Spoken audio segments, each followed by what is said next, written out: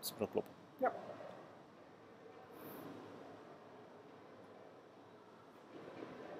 Okay, we're live. Go. So, okay. Hi there, people. I'm Ziga, and this is Bojan. Hello. We are from Mix and Lock, both of us.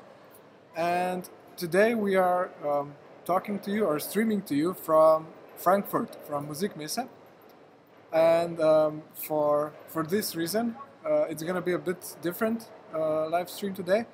And we'll talk a bit less about our own online product and a bit more about the products that other people make, but might maybe one day make it or On our platform. be Yep. present on our platform also. Yep. Yeah, without waiting and talking too much, Yeah, let's switch up. I think we could. Yeah, let's do that. We'll just find Go out. with that. Yeah, okay, I can do that. All right. So first up, Giraffe's cadmium compressor. Lots of knobs, very cool sound. This is a tube-based unit, right? Actually, It's even better. It's passive in the yeah, signal chain, yeah, right? yeah. The signal chain or the main signal path is actually completely passive. So no tubes, no transistors, no ICs, nothing in the signal path. Right. Only transformers Yeah. and a cadmium optal cell. Yeah. So it's like, if you think about the difference between like passive EQ networks and an active circuit, I think maybe you could think in the same way about compression. To my knowledge, there isn't anything exactly like this, at least nothing with this much of a level of control, where you can go and modify the ratio, attack, release, and everything else on a passive unit. As I know, I mean, I can just recall like the Overkiller from Prism, and Okay. a few other things that are like passive compression or passive limiting, but those have no controls. Yeah. So this is quite a unique piece, and we've been now good friends with Giraffe, with Giraffe Jacob. Audio, yeah, with Jacob, for quite some time, and I believe this is the year when we might actually, Yeah, I surely hope so. yeah. So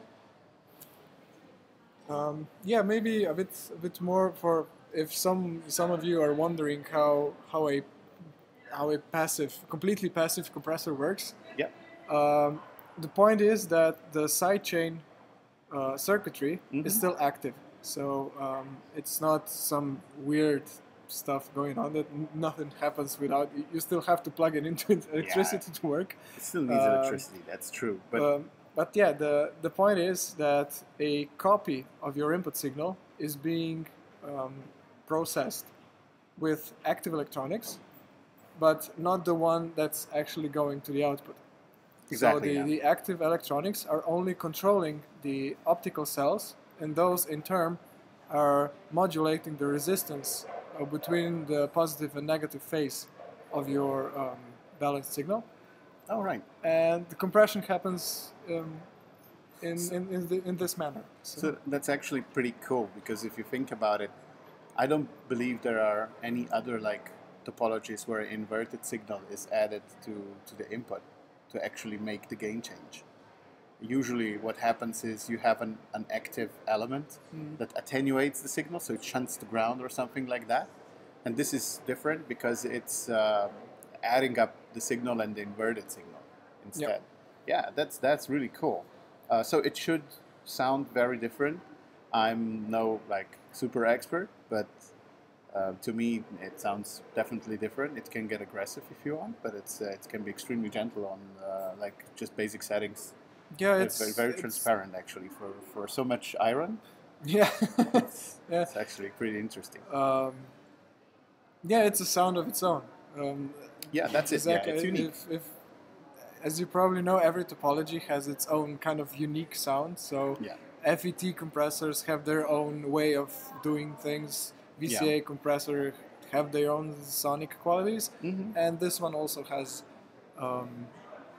another unique take on how the compressor can sound. It's interesting because lots of high-end equipment is like, let's say, Class A, and that's something that people know.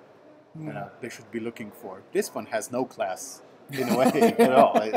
The signal is not going through any amplifier, so it's class nothing. Class nothing. In a class of its own.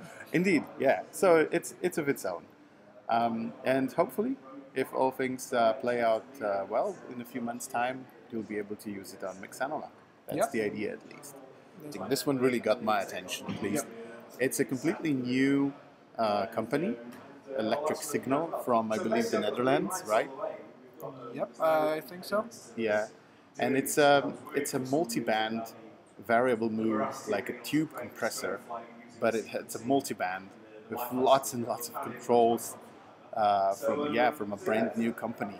So this is just, to me that's kind of like insane, because usually you see a new company come up with, I don't know, a mic preamp with 2 knobs. Yeah. And then, you've got some people who are really balls to the walls with such a complicated product, and there are so many interesting things on it. I don't know if you noticed, but lots of the front panel controls have 2 meanings. You have the white and the red label, and then there's a switch. You can switch between 2 different probably I would say parameter two different capacitors with the same resistor set. Yeah, that's or vice versa. Of course, but in practice that means, for example, the one here for the crossover frequency, it's 6 positions, but actually if you take into account the white-red switch, then it's actually 12 positions. So you get 12 different frequencies. Oh, okay, now I see. Yeah, and the same you see for the attack and release times. Yeah. You've got, I think the same, 12 options. Well, the level of control you get with this is insane. Oh yeah. I mean, and it looks nice. I really dig the black on black with the black knobs, black smooth finish on the control panel, and this very nice calibration inset. I really like the aesthetics of the unit. Yeah, I would not say that this is a unit for, let's say, faint-hearted, or for those who don't want to get their hands dirty with all different parameters. No. Because there's shitload of stuff to tweak on this monster. Oh yeah. But I think I don't remember any similar unit. Right now. No, exactly. I mean, the only other tube multiband that I know of is TubeTech, right? Yeah, and we're coming to that later. Oh yeah, sure. All right. Skipping ahead again, but this really so much control and so many options on an analog unit from a new company. This is really, hands down a really nice entry. So I'm wishing the guys from Electric Signal all the best. I really hope they will be able to finalize the product. It's not finished right now. I believe they're saying autumn this year. So props for making this beast, and I hope they get it all together and they'll start selling these. Yeah. I have to get my hands on the unit, and maybe we'll convince them to join the Mix Analog ranks as well. So imagine that, our precision series stuff with this one in between. So well, yeah, at least for me, multiband compression has always been something that was exclusively in digital domain. Right. I know that there have been some outboard boxes that were able to do multiband compression from, I don't know, I think it was this Quantum unit and the TC Electronic unit. Okay, and there's also Drummer. But yeah, not a lot of analog, completely analog multibands out there. There might have been some earlier, from the compact style era, back then when it was FETs everywhere. And maybe at that point there were some multibands. If nothing else, for the radio stations. Yep, might be. Because if nothing else, you had to take control of the high band, and so maybe not by design, but they were multibands. Yeah, in a under sense, the hood. Exactly, under the hood. That's a good expression. That's a good way to put it. So this is yeah. So this is a very nice unit. We wish the creators all the best, and we hope that we'll convince them to join Mix Analog. Yeah, I sure do hope so. I want to hear that stuff. And I really, if this is their first product, I really want to know what it's going to be like their next one. Yeah, yeah. Are they going to like pull back and say, okay, wait, this was way too much. We're going to make a mic preamp next. And It's going to have a red knob. It's going to be, you know what I'm thinking. It's probably going to be a black knob, but yeah, still. Right. Yeah. Yeah. So, should we do the Anxious? next one? Yep. Yeah, okay. Oh yeah, the Bluey. Yep. That one, I forgot his name, but I believe the owner or manager of Black Lion Yep. Audio, he explains it so well. Apparently, they went to Chris Lord Alge's studio, Yep. picked 4 or 5 units that he has. Actually, if I remember the story correctly, Right. Maybe you should. This Chris Lord Alge guy, Mhm. which I'm pretty sure most of you are familiar with, Right. has 4 of those Blue Stripe 1176s Mhm. in his own studio, and one of them, he calls him number 1, is a kind of a special child, especially really different sounding unit that he personally prefers to all the others, and is his go-to vocal compressor for pretty much any mix he's done in the last, I don't know, number of years. So he called in the guys from Black Lion Audio because he probably knew that they are good tinkerers and modders and audio geeks in general, to figure out why this one unit behaves much differently than the other ones he has. Yeah. So they opened it up and figured out that some other techs and maintainers have, one after the other, modified the unit over the years, changing some Component values.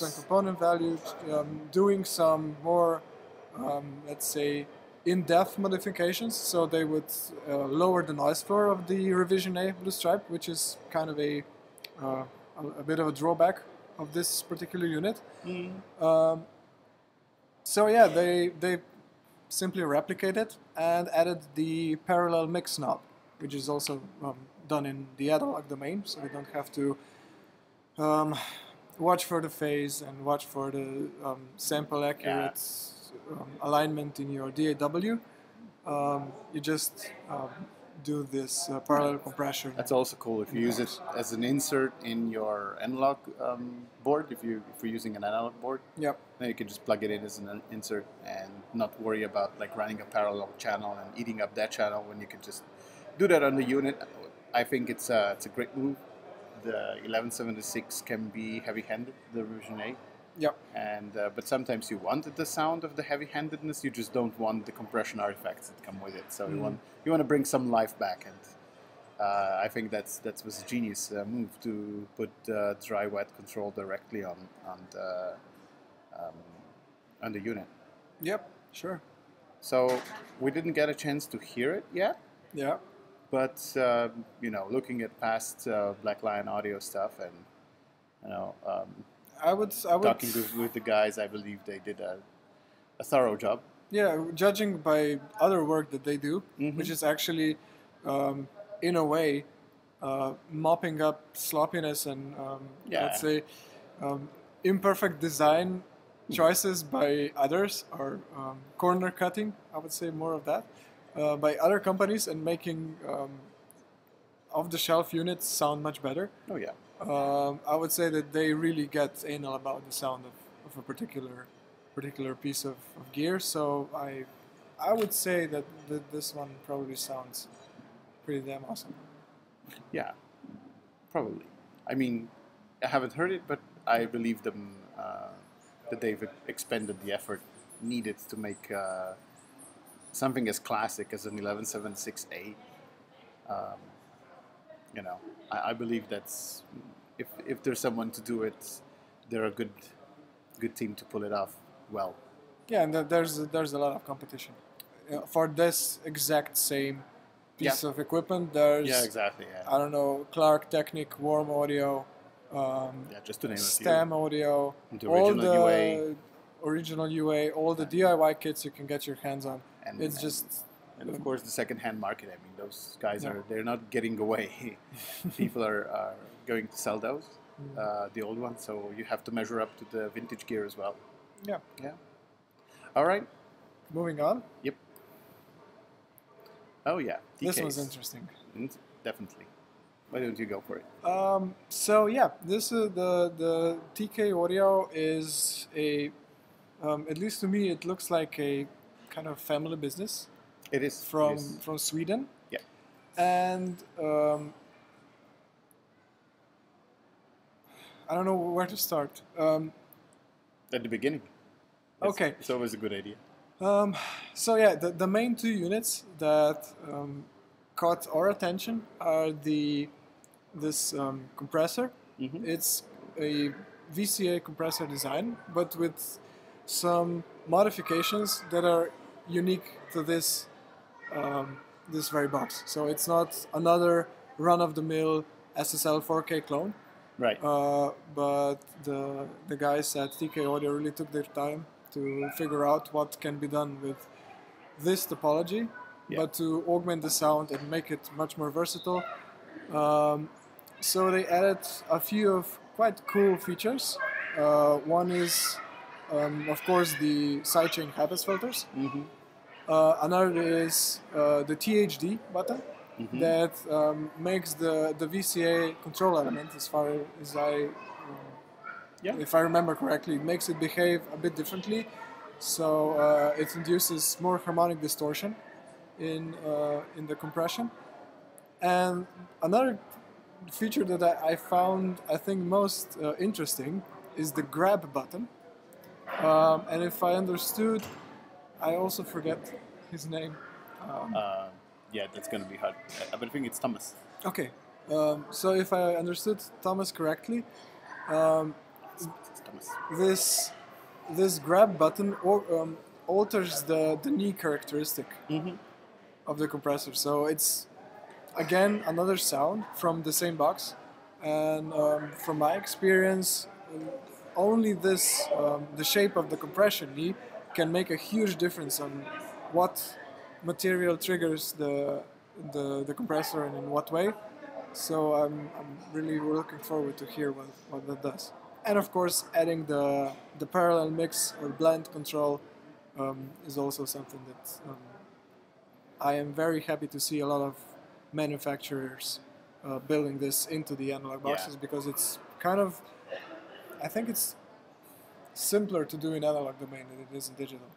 Well, oh yeah. If you mean like you have analog processing and you want to do it, you want to make a parallel mix, then it's a lot of fuss sometimes. If you don't have an external like summing mixer or a board that you mix through, then yes, it can be a huge pain.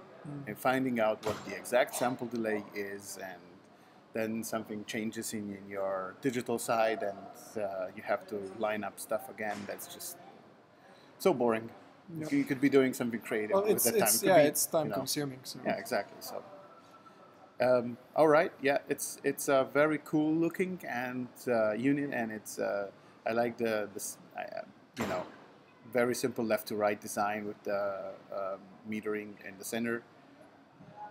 And so you've got all the compression stuff on the left side and the gain stuff on the right side, and then the mute button for the dry wet control, so that you can dial it in, but then mute the dry, so that you know what just the compressed sound sounds like. But like instantly, you just have this one button, you just push that, okay, and go back. I think a lot of TK's gear looks like it's made by someone who actually uses it a lot. Yep. And it seems like, okay, I want to save on time kind of gear. I want the great tone, but I also want to save on time. So I really like that and to do that with just a few well placed buttons, that's something to respect.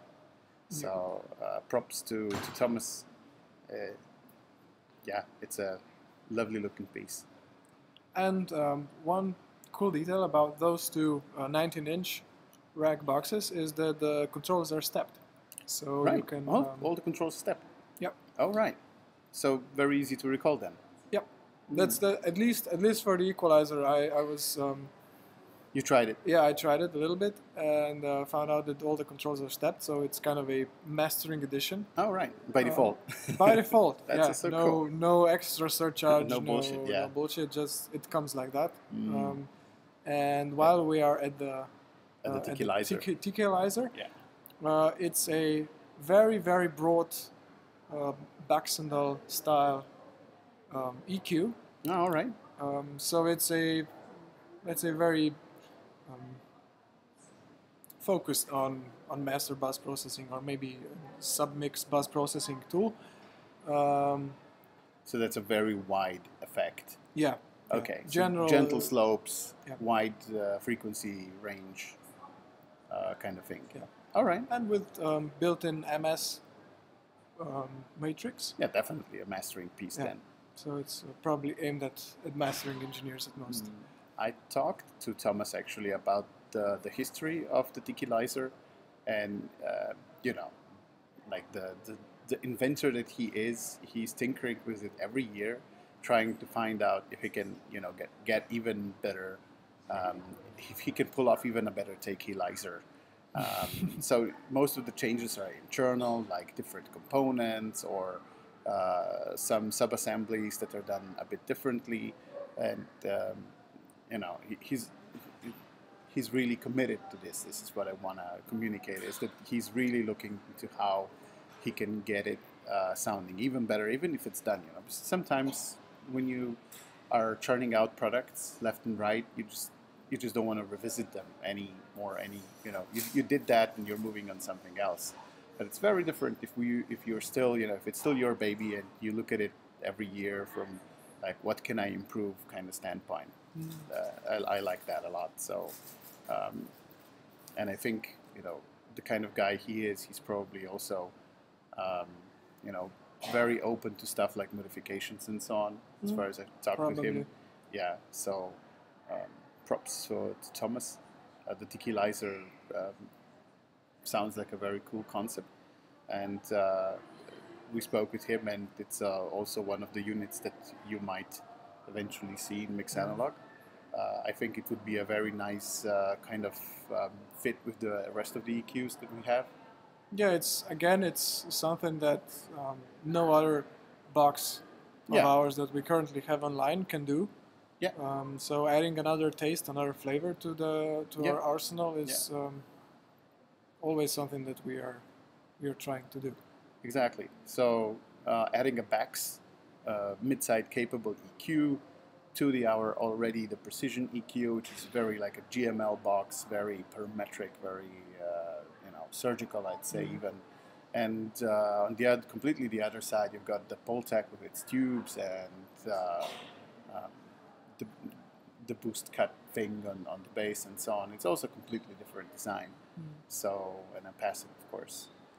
So, yeah, that would be a very interesting addition, and I hope to see Thomas maybe consider us, and so we can work together on the Tikilizer and bringing it online. That would be so cool. Yep.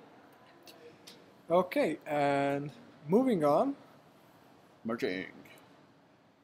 Well, as we expand our fleet, the demand for ADDA channels expands with it, because having, I don't know, 20 products available online and only be able to offer, I don't know, 4 or 5 simultaneous channels, that would be a shame. But it's also a taste thing. And some people love the burrows. Some people like the burrows, but they'd like to do something else when they are when they are working with a particular unit. So if you want to get the sound of, I don't know, the Better Maker and just the Better Maker, then maybe, you know, the burrows, if you hit them hard, they're gonna tell you they've been hit hard. But I mean, it's a pleasing way. But not everyone likes that. Exactly, but it's colored, so not everyone likes that. So we're looking into other directions and trying to see, you know, can we add more different kinds of conversion for our users, so that you can decide, or at least maybe we can even make specific racks with some kind of purpose behind them, like let's say a very clean mastering rig where everything is selected for transparency. So very transparent EQs, very transparent compression, a very transparent ADDA, selected cabling and filtering on the power supplies and so on. So everything, analog but extremely transparent. So maybe that could be one kind of mastering rig, and there would be another mastering rig, which is more like what we have now, where it's quite flavorful, where it's quite a few pieces of gear that have a sonic footprint and are not ashamed to let show you it. know. Yeah, exactly. So, but I'll let you talk more about the horse. Yeah, the thing about that particular unit that interests us the most, or maybe even on 2 points, is first of all, it's capable of audio over IP. Or I don't know if they implemented Dante or Ravenna. It's Ravenna. It's Ravenna, okay. Yeah. And a technician that's also on the booth already told me that they do have a ALSA, ALSA Linux driver already That's cool, actually, already up. Okay, for the internet stuff. I mean, for the audio over IP stuff. Yeah. That's cool. So that's something that we are really looking into, because the more the simpler we can get our backbone system to be, the less the errors our users are going to get. Yeah, that's true. I mean, one of the problems when you see mix analog crashing, it's not actually just our code. A lot of time it's code from other developers, like drivers for sound cards and so on, that nobody ever intended to be used at, I don't know, 192K, several channels, 24 hours a day, running non-stop for a month or a week or anything like that. Because usually, recording session is going to last you a few hours and then you shut down, and then you maybe even reboot your system or whatever, but you're not going to be running that non-stop like we do.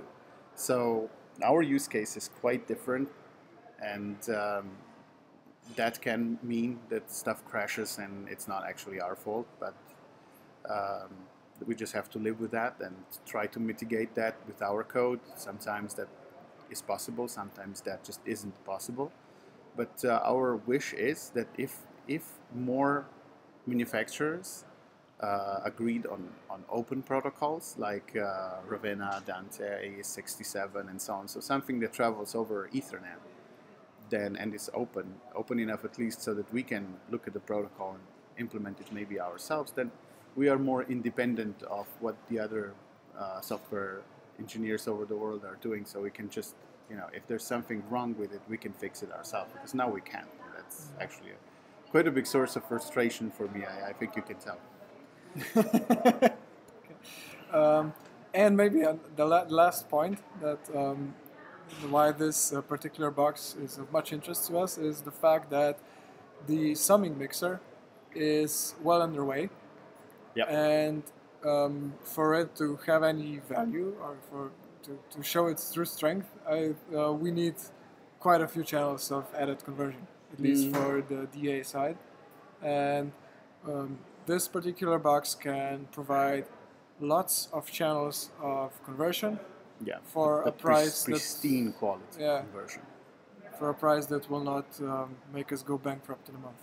Yeah, and actually, I hear a lot of buzz, I guess, about, I don't know, Prism and what are they called? Sorry, Mytek. Mytek, exactly. But also for all of these brands of conversion, actually merging is not like really on the musician's radar.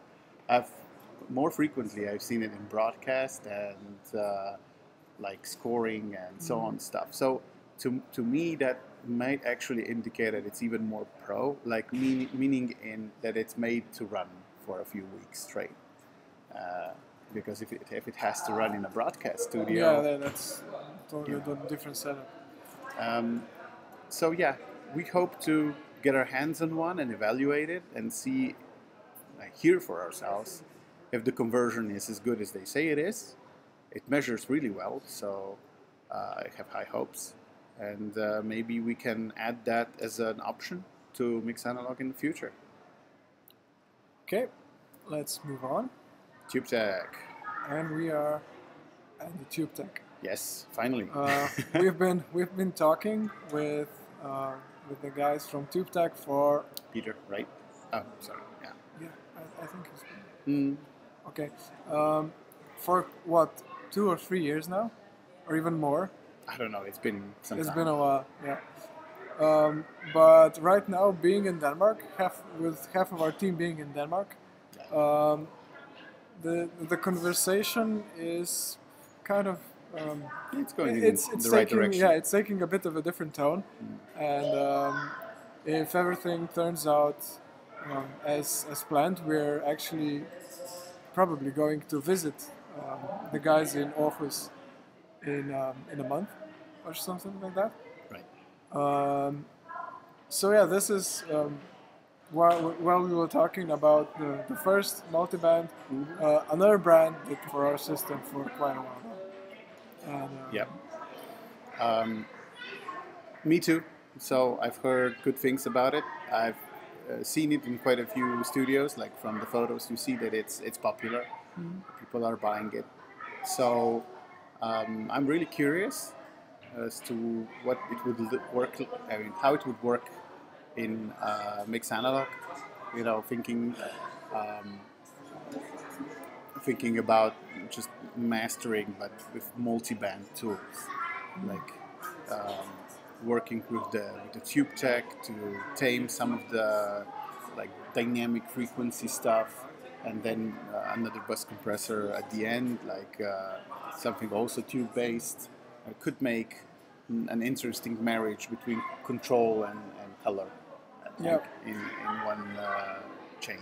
well, at least in my experience, what I've found the most with this box is first, it's much more transparent than I expected from being a tube-based multi-band compressor. I was Right. expecting something very colorful, something lively, something that will liven up the mix a little bit, but it's far from it. It's very transparent, and I don't know how to put it. It's kind of this magic tool when you cannot get your stereo bus compressor to work in any way. So either your kick drum is a bit funny, or you have problems with sibilance, or any of those problems that you may not have taken care of in the mix. Right. Or maybe you just wanted it to sound a certain way. This box can really help you with that. And as you said, maybe get rid of those problems with just touching the high or low band and leaving everything else intact. Yep. With this multiband, and then going into another cool, colorful stereo bus compressor might really be the way to get to the RMS or loudness or let's say compactness of your mix, Right. without destroying it in an unpleasant way. Yeah. So together with a separate bus compressor, I think you have quite a few bases covered. So Yeah. you can really make something with your audio, even if it's like really been if there have been mistakes made in mixing, you can fix quite a few of those. Well, I would, let's say, go into fantasy a little bit more. All right. But adding the parallel mix add-on board onto this would bring you in the territory of maybe, I don't know, the Fab Filter multiband that can do parallel inside the plugin, or maybe the what's it called? Is it Gullwing? I'm not good with plugins. It slipped my mind. Sorry. That's all right. There's one fairly new plugin out there that's actually a multi-band compressor with built-in some kind of smart crossovers Oh, yeah. and parallel mix and everything like that. And that is one of the more magic pieces of software I've heard in the last a year, I'd say. All right. Because it does something very different than what I've heard from the other multiband tools, and Yeah, when I dug a bit more into it, I found out that the point is that it's mixing the multiband compressed signal in parallel with the raw signal. So in fact, you're just adding density and detail into your mix without pumping, without weird stuff happening in the high frequencies. So yeah, it's multiband in parallel really is a powerful tool. That's great. So with that, we've actually. Do we have more of the gear? I don't think so. Oh yeah, we do. We do course we actually. do. Yeah. So our good friends at Battermaker have been very busy. They're making 2 more compressors, I believe. So a bus compressor and a mastering compressor, Yep. which are a very interesting sort of take on. I mean, with all of their gear, of course, it's digitally controlled analog. And if you've had the chance to try the mastering limiter at Mix Analog, you know that these guys can really think outside the box. I mean, you've got a limiter with built-in tunable saturation and mid-side processing and whatnot. Yeah. It's I think it's a very out-of-the-box kind of Yeah, they thought process behind the product. yeah they surely put a lot of thought into how to bring something new to the table, not just reiterate on some old design and Exactly. pack it into another shiny box and try to sell it. But they really do, sonic-wise, bring something new to the table. Exactly. Yeah. So there are quite a few very innovative ideas, like the Clipiter, which is a clipper in the VCA path for the mastering limiter at least, and of course the mid-side processing and so on and so forth. So I'm really interested to see what the full spec of the new mastering compressor is going to be, and if I understood it correctly, the bus compressor is going to be upgradable actually. Yeah. So you're going to get a unit with a certain set of features, and then you'll unlock more features when you buy some sort of upgrade packs. If I understood it correctly, Yeah, I yeah, don't that's the think way it it's is. entirely set in stone quite yet, but it looks very promising to me. It's actually a very interesting idea.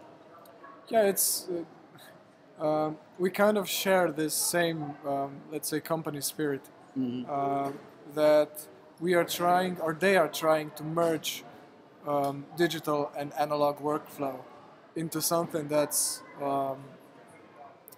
suitable for current production methods in this day and age. So they are not locking themselves into one paradigm or the other, but they're just trying to make tools that will make your job easier and your sound better, no matter what the what it takes to get there. Right.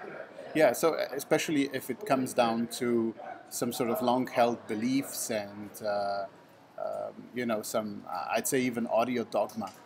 You have to, the VCA sounds a certain way and it's a dirty kind of sound and it's not transparent and blah, blah, blah. And PWM is much more transparent and so on. Yeah. I think there are quite a few dogmas flying around, and then there's Bettermaker coming in and saying, "Man, no, we'll do it our way because we think that's okay, and we've listened to it and measured it, and we know this is the way we want to work." And suddenly, it's a roaring success. Like with the mastering limiter, again, if you look at the specs, if you look at the feature set, you'd say, "What the hell?" But then you try it. Then you try it, and then it makes so much sense. Yeah, it's at least for me. It was the sound that bought me, because you can talk about features all day long, but in the end, when I just did a quick comparison to what any software limiter that I got on my rig at the time would do to get me to a similar level of loudness, it just blew my socks off. It's just like it's so easy to get there with the Bettermaker, and you have to tweak your ass off with digital tools to get into the same ballpark. Yeah. So I'm not saying you cannot achieve similar results in the box, but it's just the speed of work. It's just not comparable. I mean, we all like to tweak, but tweaking just so that you can get in the ballpark for half an hour or something, and it doesn't really appeal to me. I'd rather be making music. Yeah. But all right. And in particular, I guess you could say the low end, in particular, on the Yeah. limiter is something unique. It's not, you know, it packs it nicely. Yeah, it's not the gain when gain reduction sets in, the low end it's not destroyed, it's just packed tight. Exactly. Yeah, that was my thought too, and I'm thinking, you know, the new bus compression. I'm hoping they will continue this theme. Yep. Because, Sure. a lot of the time with plugins, I get a feeling that that's one of some kind of the neglected part of the algorithm is what happens to the low end. Is it still, you know, breathing? Is it still how well is it packed? So I'm hoping that whatever sorcery they did on the limiter is gonna carry over to the mastering compressor. And I believe I can already say this. We are going to get one, and we're gonna put it online as soon as we get it. So it may even happen to be with us before in the stores. So keep an eye out on mixanalog.com for access to really early access to the mastering compressor. Okay, and I think that concludes the. Yeah, the talks about. Do we have more gear to show? I don't think so. There was one microphone. There was one microphone, but you didn't send me the picture, I believe. Ah, forgot about that. But we can talk about it anyway. And Sure. and there's a. We'll post the pic. Okay. We will post a picture of the mic maybe later. Yeah, we can do maybe in that. the description below, since we forgot about it. But it's a very interesting mic. So I don't know. I didn't catch the name of the guy actually. Yeah. So the company Yeah. What's it called? it's called Borg. Really? Yeah. So cool. Borg. Borg, I maybe. think it's Borg microphones. I don't know.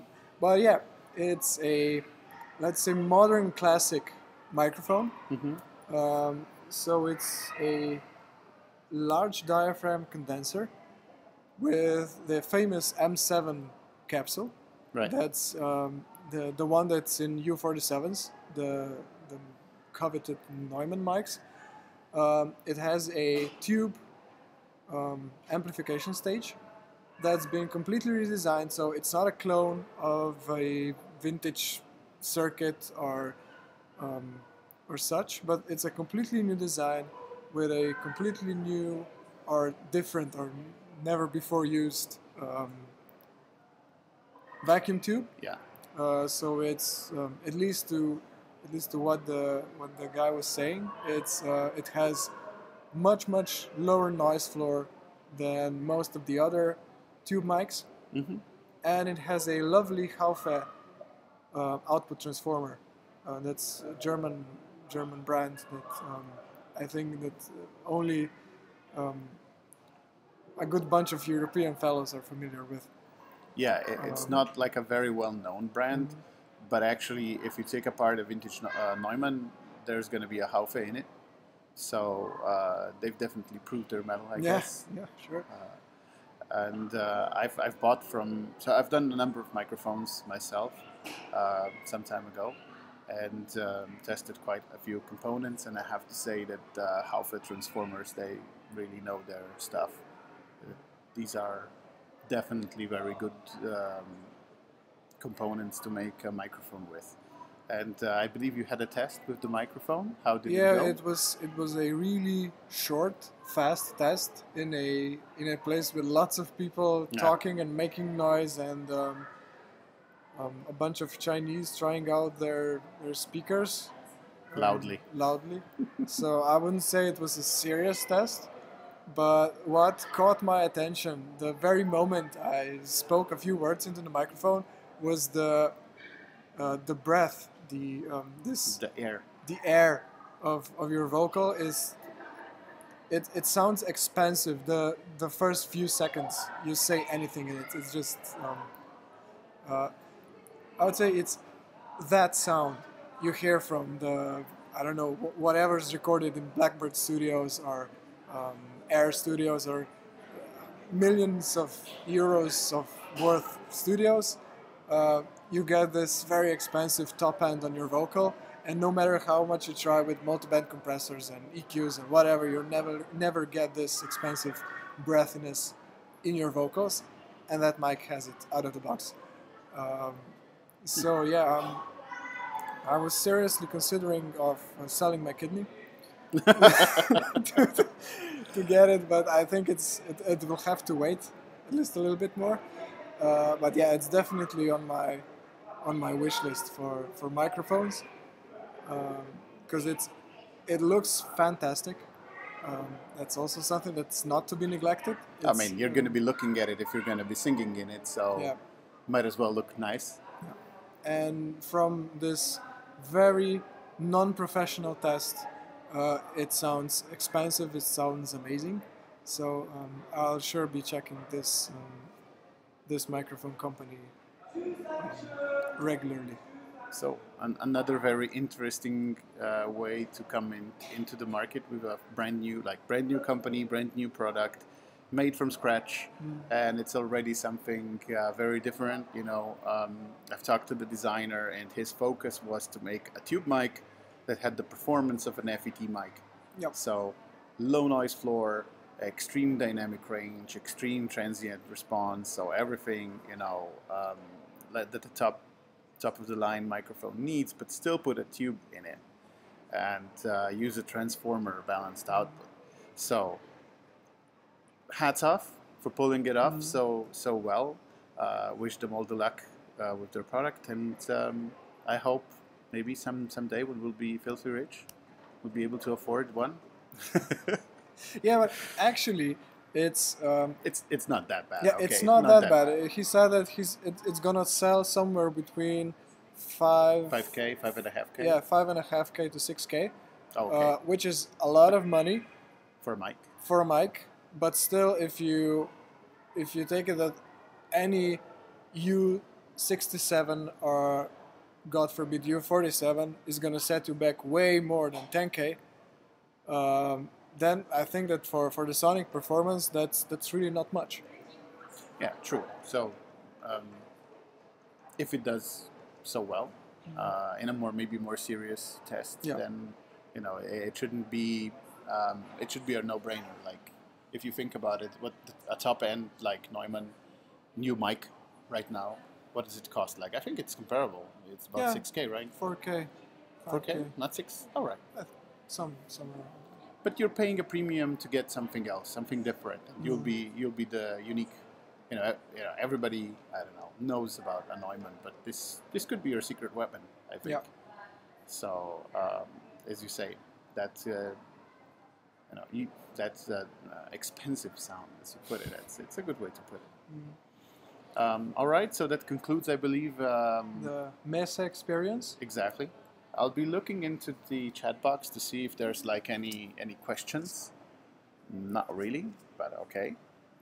So we'll just take a really short time to talk about Mix Analog. What's new? What's happening? So currently, what we're doing is we've just put the Elysia Music Q into the hands of Elysia themselves to try it out and to give us their blessing on whether or not we did a good job on automating it. It was a hell of an experience because these are like inside, if you open one up, these are amazing machines, amazing German engineering. Everything is precise, everything is done with no chips whatsoever. You will not find a chip inside the Elysia gear. So, amazing craftsmanship. Yeah, and for us to be able to match that, we needed to like really do our best. Exactly, do our best. So we wanted to be as precise and as neat and excuse me, to make a good matching automation design that would go well with the Elysia, and we think we pulled it off. It's working. It's sounding great. And that means it doesn't sound anything at all, right? I mean, it's exactly as it was before, but now it's automated. Excuse me again. So once that's validated by Elysia, we'll get you guys to try it. We're aiming for a 2-week free period of the MusicQ, and I hope you guys will enjoy it. It's a bit different than our precision EQ, so thank you. So you can actually... Yeah, I'll take over. Yeah, it's... I would say more of a color box. I would not say... Well, I would go for precision EQ if it was trouble solving. Right. But with the Elysia, I would go for general tone shaping. And it does that in a really pleasant manner, I would say. It's kind of... It's hard to describe. It's not colorful, but it's still much more lively than, let's say, digital EQs or maybe even the Precision Series EQ. I have no idea what it is that it makes it sound less transparent. But if you listen really carefully, you cannot tell that it's doing anything wrong to your signal or degrading it in any way. It's definitely not degrading it, but it's definitely doing something. Yeah. So whatever that something is. Yeah. Especially what really what I really found fascinating about it are the high low bands at the very extreme settings. So the low band goes down to 18 hertz. And the high one goes to 40K. Yeah, and the high one goes to 40K. So it's actually kind of this air band. But it sounds so good. Yeah, it's the 40K it's hard to setting describe. is for me, that's one of the reasons why I'd have it. Yeah, it's the 40K that really buys me. So if they ever make a box that's just 40K and a one knob, then I'd like that. But it sounds good. Yeah, it sounds lovely. It sounds really good. We can't wait to put it in front of you people so that you can try it on your own projects. It should be very useful as both like in overall mix and also in individual tracks and buses. I think it's like a nice chameleon. It can do everything. Yeah. So give it a try when it's up. We'll put out a mailing list, a newsletter when it's available. And another big news. Yeah. We're putting out subscriptions, and we're gonna get drowned in noise from whoever is making that. We are on a fair, so stuff like that happens. Yes. So we're putting out subscriptions. We already have announced them a week before. We've had now some testing time to make sure that they work, that everything checks out, and we will be deploying them today, tomorrow, somewhere around there. But this week, so somewhere this week, you will be able to go into your profile tab, excuse me, and convert your plan from pay-as-you-go into a subscription. When you have a subscription, a few things happen. So one of them is you will get MAT, mixed analog tokens, every month. So if you bought it on, let's say, 6th of April, so next month on the 6th, you would get some MAT. You would get the same amount of MAT as you got right now when you bought the subscription, but also the amount of free time that you get on the free gear is increased. Right now it's 30 minutes total per day, but if you take a subscription, then that time is extended to about, I think it's 45 for the two smaller subscriptions, and 60 for the larger one, I think. Something like that.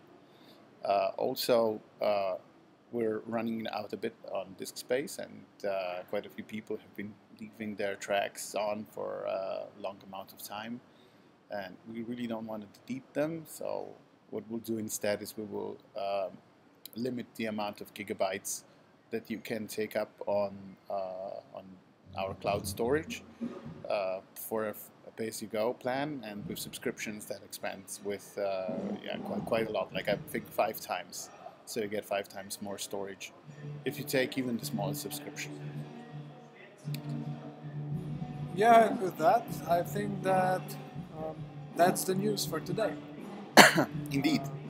So if anyone has any questions, Yeah. um, Well, if anyone has any questions, then we'll see them in a minute or so, because Yeah. we have a very long. The internet here isn't great, so the buffer here is like ginormous. But if you do have any questions about Mix Analog, about subscriptions, about new gear coming up, actually, there is one gear stuff, one gear-related news that we should also share, is about the wet-dry function. oh, right. So write your questions, but in between we'll talk about the dry wet and mid-side. We call it a sidecar because it's it's gear that's separate from like the main gear that you're using. For example, if you're using a Fairchild, it's one box, but we would like to put another box next to it that does dry, wet, and mid-side for the Fairchild. So the idea here is that you can, in the analog domain, designer behind it, the circuit design, right? It's green again. Yeah, I think we're back on. Oh, we're back on. Okay. Okay. So for this mid-side and crush and blend, Dry wet. Yeah. dry wet parallel mix board. It's not much rocket science. We searched for and evaluated quite a few ICs and topologies, and decided on the one with the most, let's say, Headroom, I believe. headroom, and we paid close attention to where we can get the best mid-side separation, because it's a let's say a fact of common mode rejection factor of the ICs, and the resistance matching around those. So yeah, we put some thought into designing that, and of course we wanted to do that to enable wet dry or parallel compression in the analog domain, so you have zero COM filtering resulting from inadequate delay between the wet and the dry signal. So yeah, it's kind of a add-on box that goes around the compressor and just enables the functionality. And basically, in the case of the Fairchild, the thing that's going to be, at least for me, the biggest improvement from that modification to the system that we're doing is the fact that now the input gain knobs are going to be affecting the mid and the side volume, not the left and the right, because right now, because of the way that the Ledvert matrix is Yeah. done, yeah. The original unit was done this way, so that's why ours is also working this way, is that the two knobs, the input gain knobs, are in... They're always left. Yeah, they're always left and right, no matter if you are in lateral vertical or left-right mode. And now this is going to change, so those knobs are going to be able to boost Control, or yeah. cut the mid or the side channel after the mid-side encoding, and that will make, at least in my experience, the processing and the capability of mid-side processing much better. And speaking about mid-side, there are EQs that we right now have, like the Pultex, but also the Music Q that is coming soon, where mid-side is not a part of the EQ. And with these add-on sidecars, we can actually add that to these units. So, you know, you could use the Pultec, but and do the Pultec bass trick, but only on the mid channel. You could raise the highs, but not as much on the mid channel as you do on the side channel. So I think that could be like really interesting for a lot of guys. It's very, it could bring much more power to mix analog, and it would also make it more like give it more parity with a DAW, Yeah. but all in an analog domain. So if you are interested in working in the analog domain, then with mix analog right now it's a bit limited, but we are adding more and more and more analog features and eventually digital features to expand the workflow so that there will be more and more parity with the DAW. So at some point we're hopeful, for mastering and stuff like that, you could say, okay, I could do it in my DAW, or I could do it in Mix Analog. In Mix Analog I wouldn't actually be missing any of the features. Yeah. So that's our goal. We're hoping we're gonna get there. Okay. Oh, thank you. Thank you, Real Home Recording. We hope to shed light on many subjects, and we really want to be informative. So thank you so much for saying that. It means a lot. There we go. So, yeah, to drive the point home though, with the mid-side and the dry-wet sidecars, what we are going to do in the user interface is we are aiming to, with these dry-wet and mid-side upgrade, what we're looking into is getting the gear display. So the graphics for each individual component that you're using, like the Fairchild and the limiter and the precision EQ and so on, so there will not be just like fixed objects on the screen, but that they will be surrounded by a window like plugins are in a DAW. Yeah, it will look much more familiar to DAW users because they're gonna be in a floating window with all those let's say presets and bypass button and a mid-side button and dry-wet blend control. They're all going to be probably in a... So we want to make it look a bit more like a DAW. We don't really want to overreact, but there are a few things like in the DAW you can arrange the windows and you can resize the windows sometimes the way you want. And then that's currently lacking in Mix Analog, and I think we should make it more user-friendly and more, as you said, familiar to all of you guys.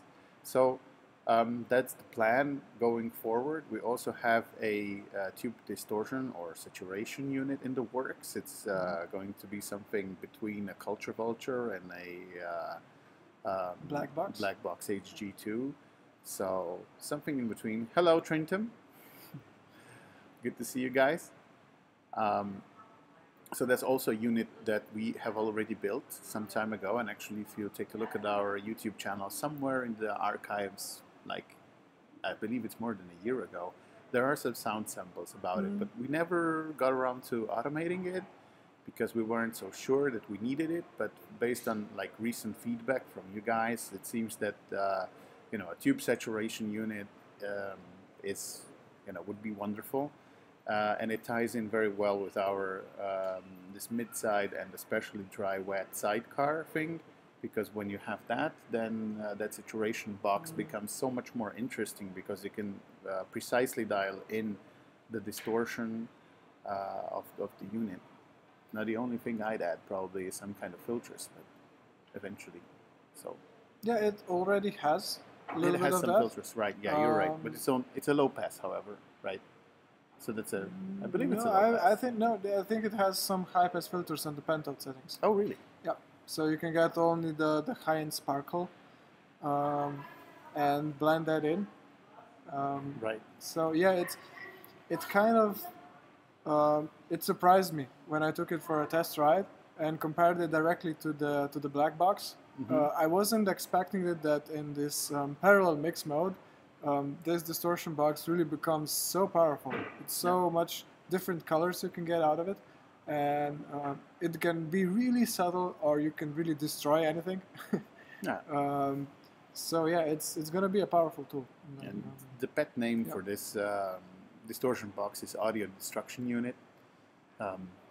I know that's very creative of us, but I think it encompasses what it does. if you take it to the extremes, it really can destroy your signal like nothing else. But it can be dialed back, become really subtle and nice sounding, and you can blend that in with the dry wet when that's hitting the surface, so that you can really dial it in. I believe in like in a mastering kind of context. Yep. If you wanna do some warming up, some de-sterilization of sample heavy music, then sure.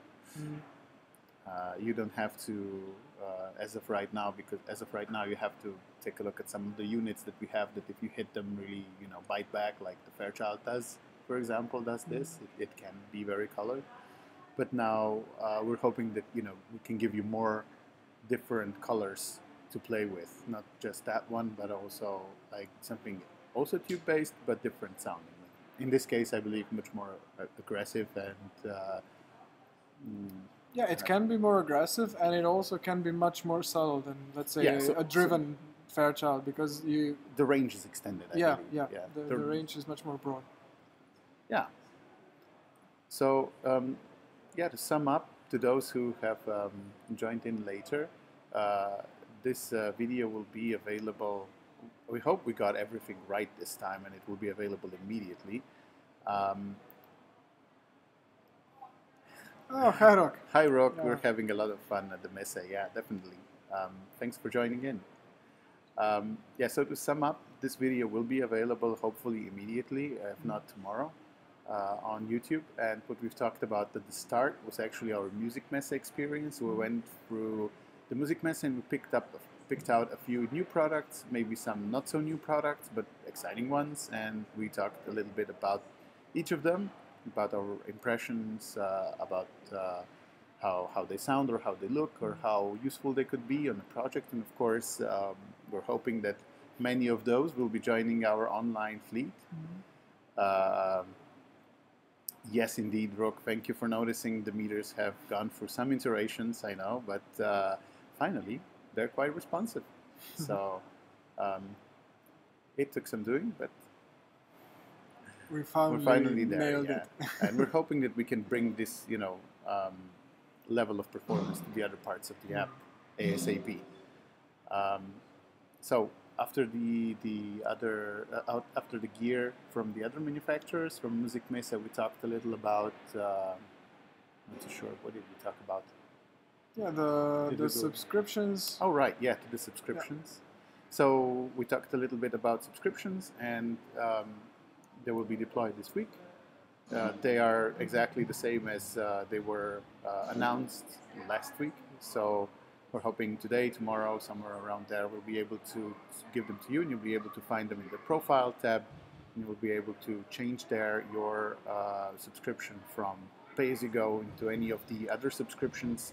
And if you joined late, just scroll back to the video later, where I talk about the perks of having a subscription. It's not just about cheaper access to Mixanal tokens, it's also about disk space and about free time on the gear and so on. And then we talked a little bit about our dry wet and wet sidecars that we're gonna be deploying soon, and the MusicQ Elysia box that we have already completed and will be available hopefully this week when they give us a go ahead that everything is fine.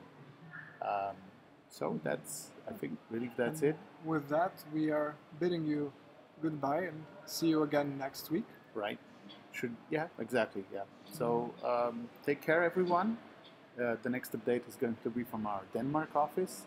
We'll try and convince the guys there to introduce themselves maybe a bit. That would be fun. Yeah, that would be a nice webinar. Yeah. It's a nice office. It's brand new, so it will be a pleasure to show it to you guys. All right. Okay. Have a nice day. See you. Cheers, guys. Bye-bye.